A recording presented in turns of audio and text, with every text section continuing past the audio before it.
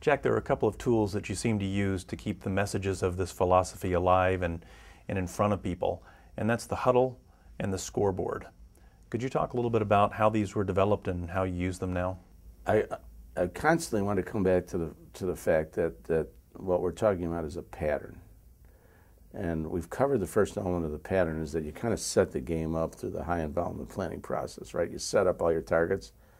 A lot of people put together financial plans on an annual basis, and they give them to their investment community, or they give them to private equity or whoever's got a financial stake in the company. And it's kind of sad that not too many people give it to the people that have a time stake in the company. All right. And so once we set up the financial plan, we just don't want to put it in mothballs and come back and check it every quarter or check it every year. We want to make it as active from day one as we possibly can. So we want to get everybody's engagement on that financial plan from day one. So what we decided to do is we decided that every single Wednesday we would have a huddle. And it's really simple. And let's say the first month of the year is January. You come in the first week of January.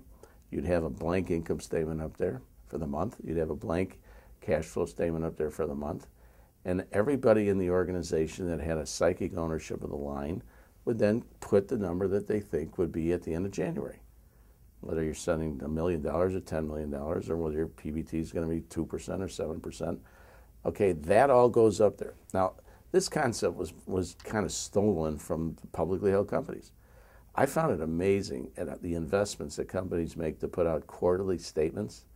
And what are those quarterly statements about? They're about the financial status of the company and anything of material significance that are occurring inside that company. That's the purpose of a quarterly report.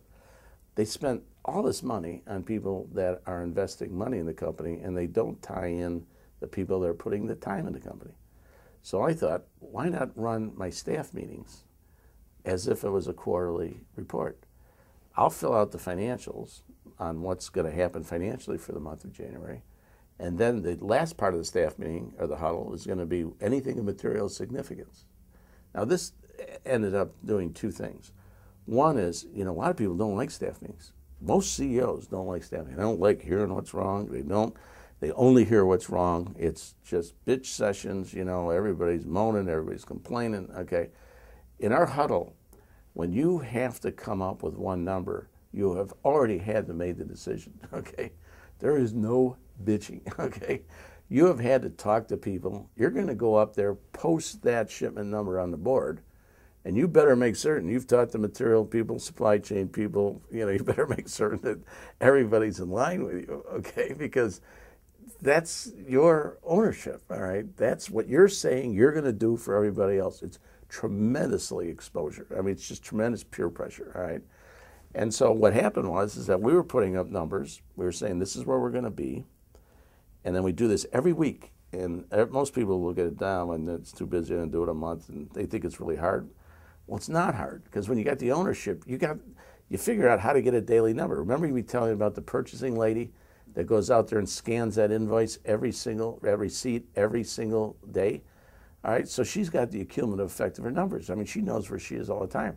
The huddle gives her the opportunity then to be able to see the rewards and the recognition, okay, on the performance that she does. It ties in that you make a difference deal, and we do it weekly. It doesn't take, we can do something like 26 companies in about 30 minutes because people have that ownership, all right?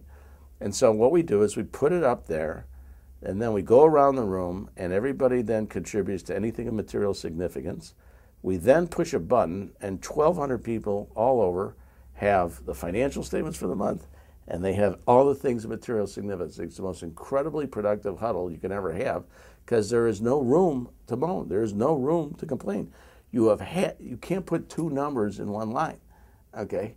If you're worried about what your warranty expense is going to be, you can't sit there and try to blame it on other people, or you can't sit there and try to delegate, or you can't tell you the complexities of it. You have to make the call.